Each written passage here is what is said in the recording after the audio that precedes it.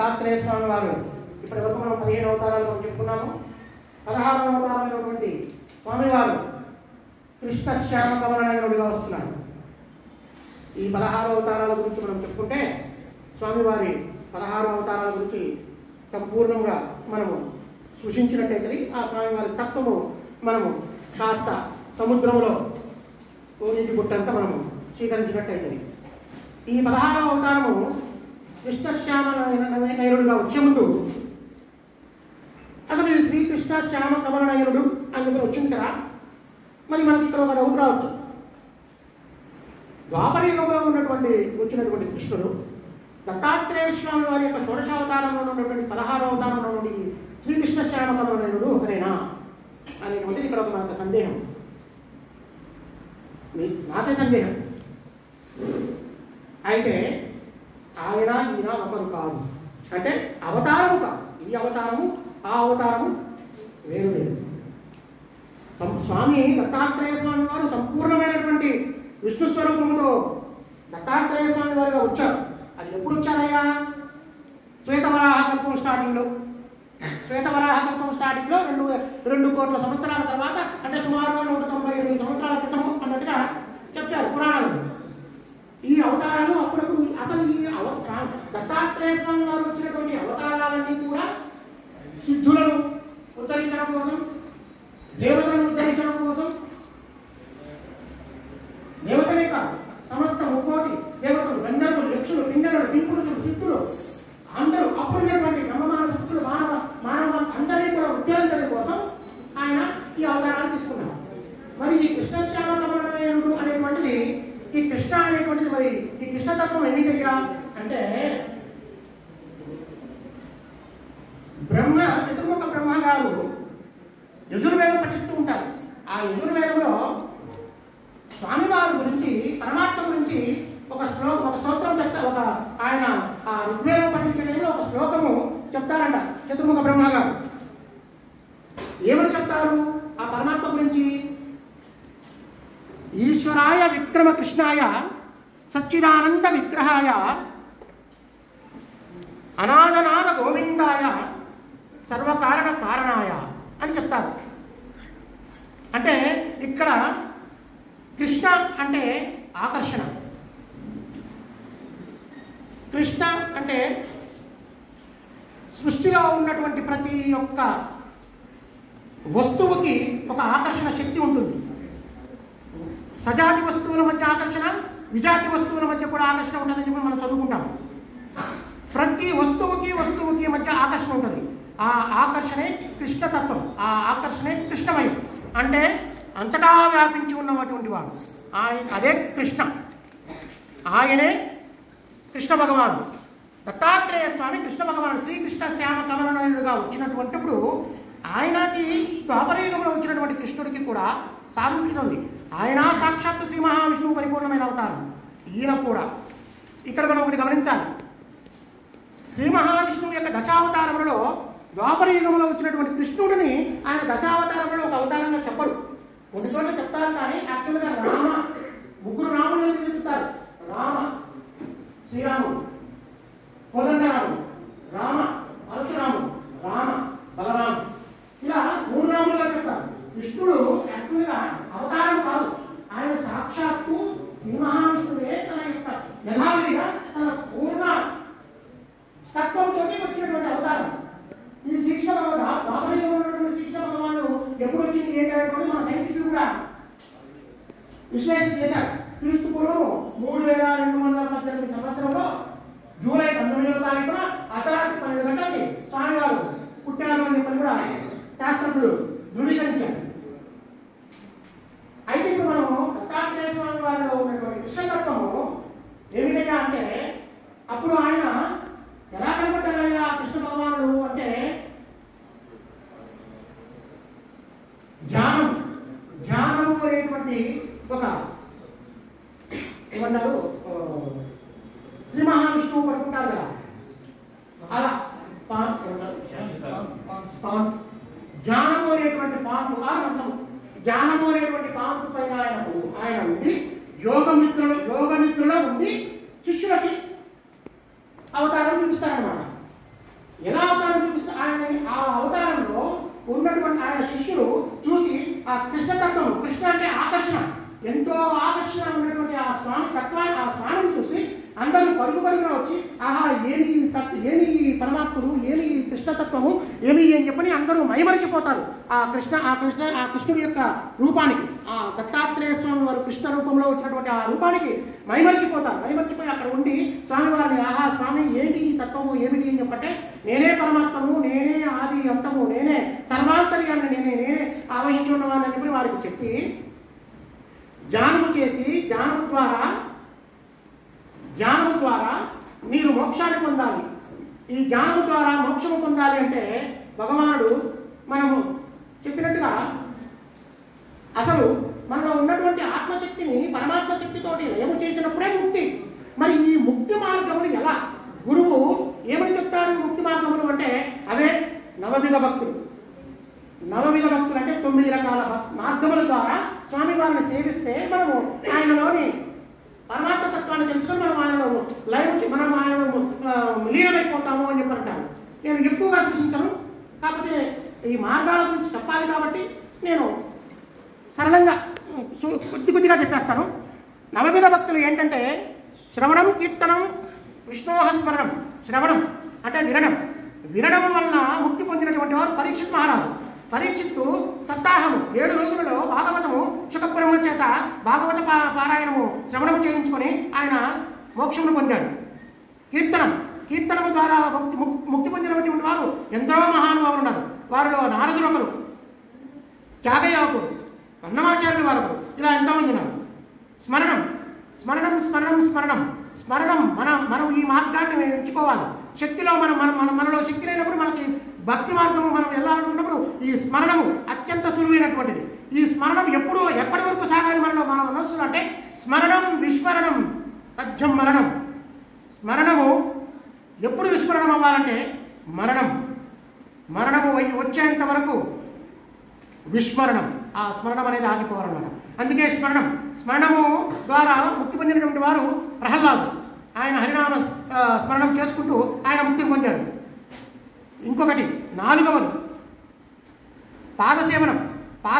పాదములకు నమస్కారం చేసుకుని తరించినటువంటి వారు లక్ష్మణుడు.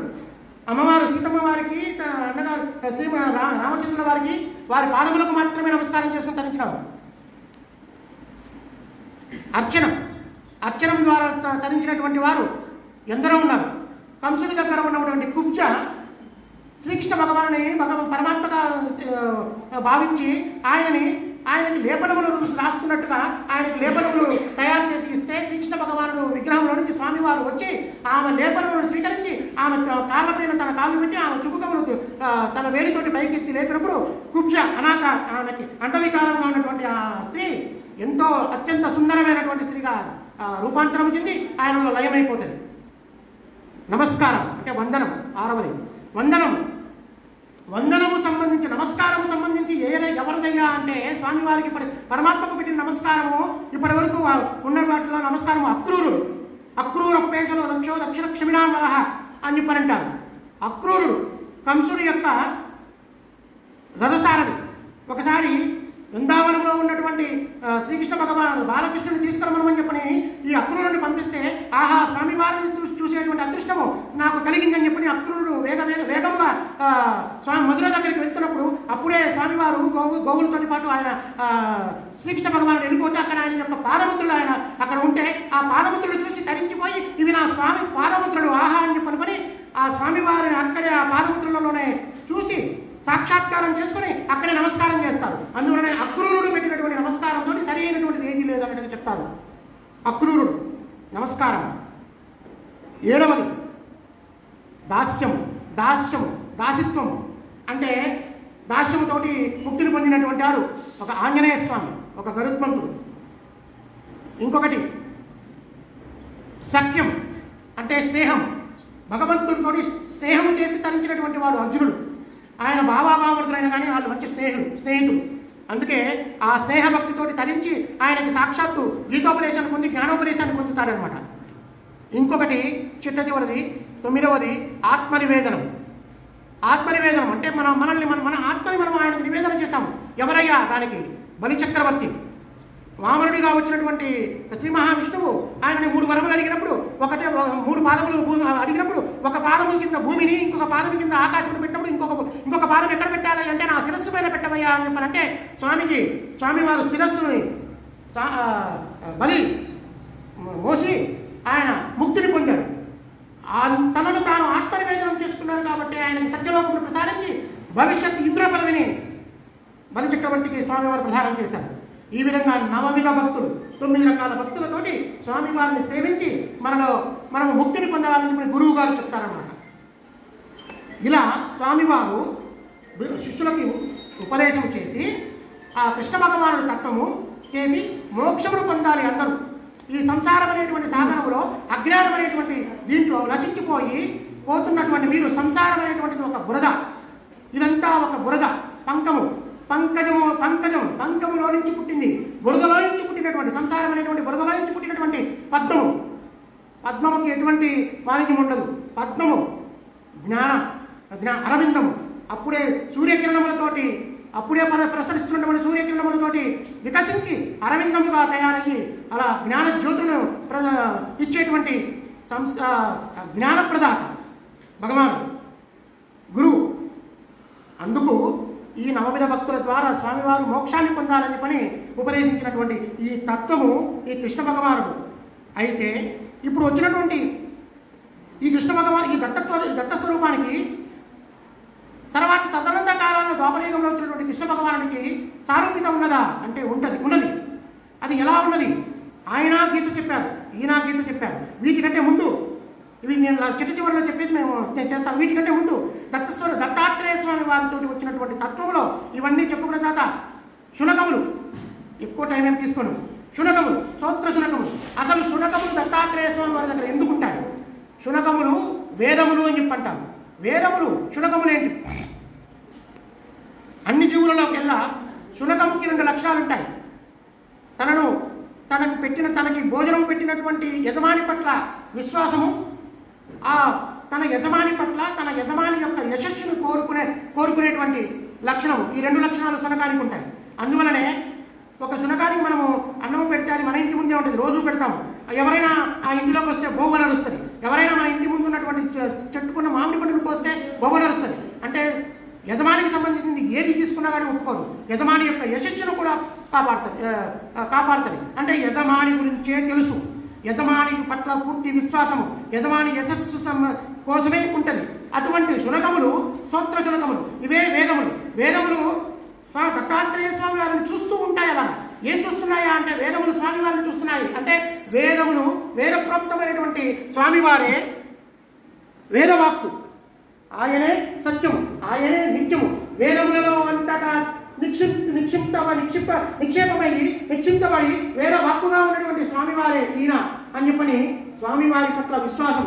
అంటే వేదము ఏదైతే చెప్తున్నదో అదే స్వామి, వేదములో ఏదైతే విశదీకరించబడిందో అదే స్వామి అని చెప్పి స్వామివారిని చూస్తూ ఉంటాయి అన్నమాట.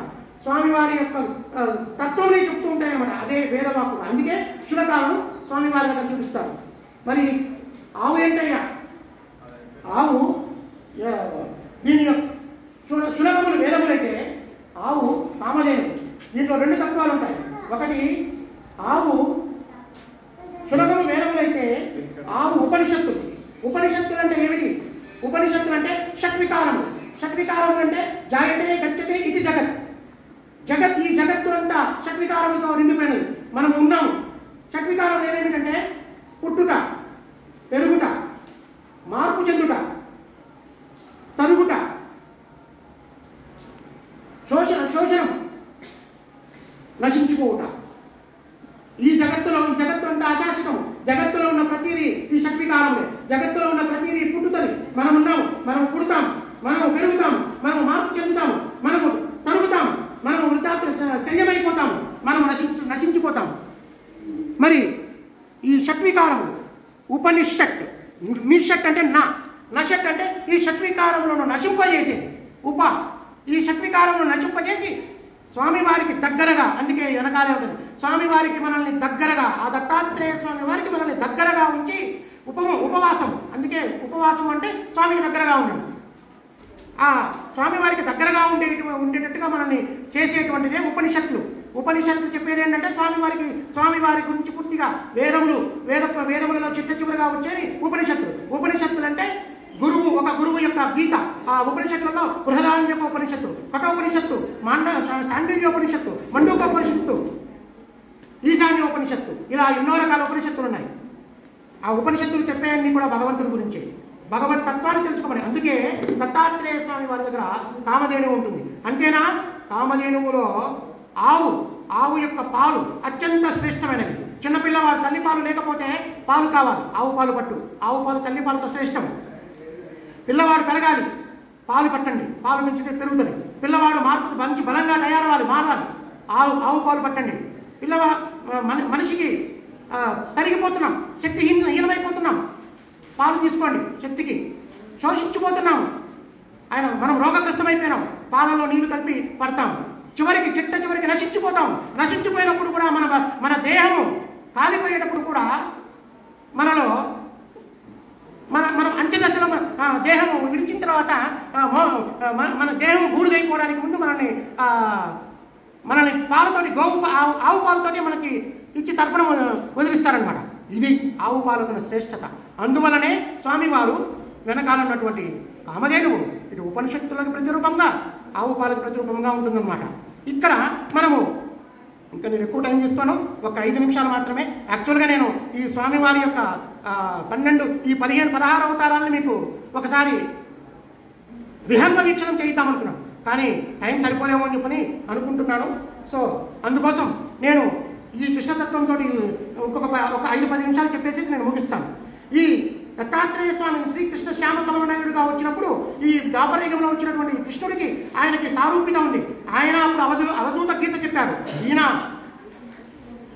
భగవద్గీత చెప్పాడు. ఆయన ఆది గురువు, ఈయన జగద్గురువు. ఆయన విరాట్ స్వరూపం చూపించారు దత్తాత్రేయ స్వామి తన శిష్యులకి.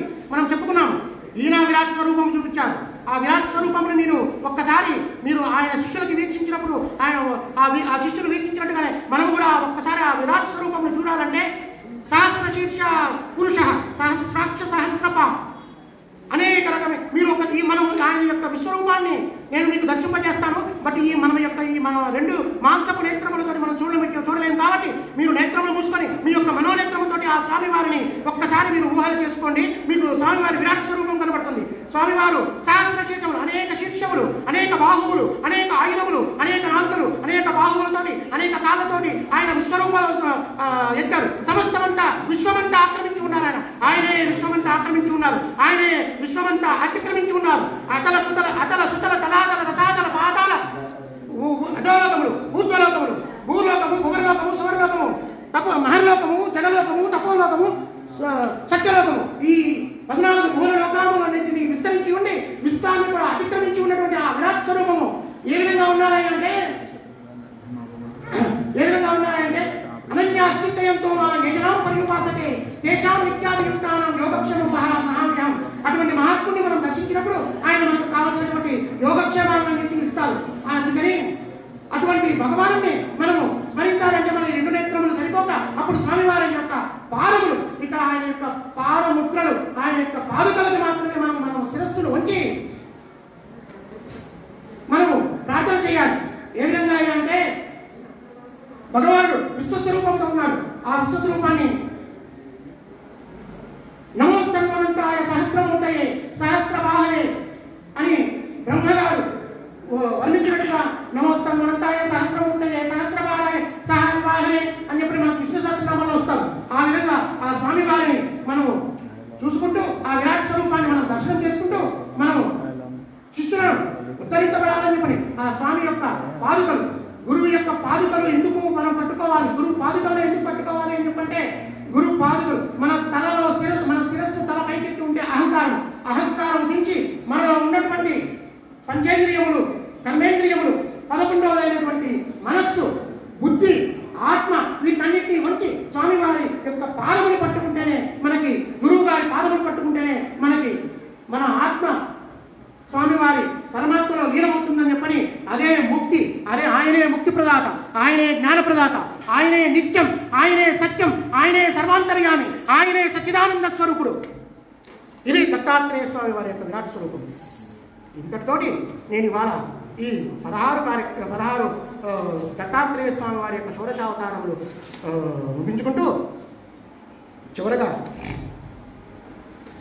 స్వామివారిని నా ఈ అక్షరములు, నా ఈ పదములు, నా ఈ వాక్యములు ఇవన్నీ నీవు పలికించినవే, నా హృదయంలో ఉండి నా మనసును రంజింపజేసి నా నోటిలో నుండి వాక్కుల రూపంలో వచ్చి నీ గురించి నువ్వు చెప్పుకున్నావు. పలికెడిది భాగవతమట, పలికించడిది రామభద్రుండట, పలికెడిది నే పలికిన వ్యవహారమునట, నే పలికిన భాగవతము అని చెప్పని పోతనా గారు చెప్పుకున్నట్టుగా ఇది చెప్పుకున్న దాంట్లో ఈ మిడిమిడి జ్ఞానంతోటి నేను ఏమైనా తప్పులు మాట్లాడుంటాను కూడా, తప్పులు మాట్లాడినా ఏం చేసినా ఇవన్నీ స్వామివారికి అంకితం అని చెప్పుకుంటూ స్వామివారు నన్ను క్షమించాలని వేడుకుంటూ కరచరణకృతం వా కర్మ వాక్కాయకం వా శ్రవణనయనం వా మానసం వాపరారం విదితమనిత్యం వా సర్వమేతక్షమస్వ ఏకనాథే శ్రీ దత్తాత్రేయ మహారాజ్ రక్షమాం రక్షమాం రక్షమాం అని చెప్పుకుంటూ లాస్ట్లో చిట్ట చివరి దత్తాత్రేయ స్వామి వారు 7వ ఇది కృష్ణశ్యామ కమల నయనుడుగా ఉన్నటువంటి స్వామివారి యొక్క స్తోత్రం గురించి ఒక్కసారి మనము పారాయణ చేసుకునేసి మనము ముగించేద్దాం. ఇది ఒక్కసారి ఈ 16వ అవతారమైనటువంటి కృష్ణశ్యామ కమల నయనుల్లో ఆయన ఉపాసించేటువంటి మంత్రము అఖండాద్వైత రూపాయ నిర్గుణాయ గుణాత్మనే కృష్ణాయ పద్మనేత్రాయ నమోస్తు పరమాత్మనే ఈ మంత్రంతో ఉపాసన చేసుకుంటూ స్వామివారిని క్షమించమని వేడుకుంటూ స్వామివారి పాదపద్మములకు నమస్కారములు అర్పించుకుంటూ కాయేన వాచ మనసేంద్రియైర్వా బుద్ధ్యాత్మనా వా ప్రకృతిస్వభావా వా కరోమి యత్ సకలం పరస్మై నారాయణాయేతి సమర్పయామి శ్రీమన్నారాయణాయేతి సమర్పయామి ఏతత్ ఫలం సర్వం శ్రీ దత్తాత్రేయార్పణమస్తు. స్వస్తి. జయ గురుదత్త, జయ గురుదత్త, జయ గురుదత్త, జయ గురుదత్త.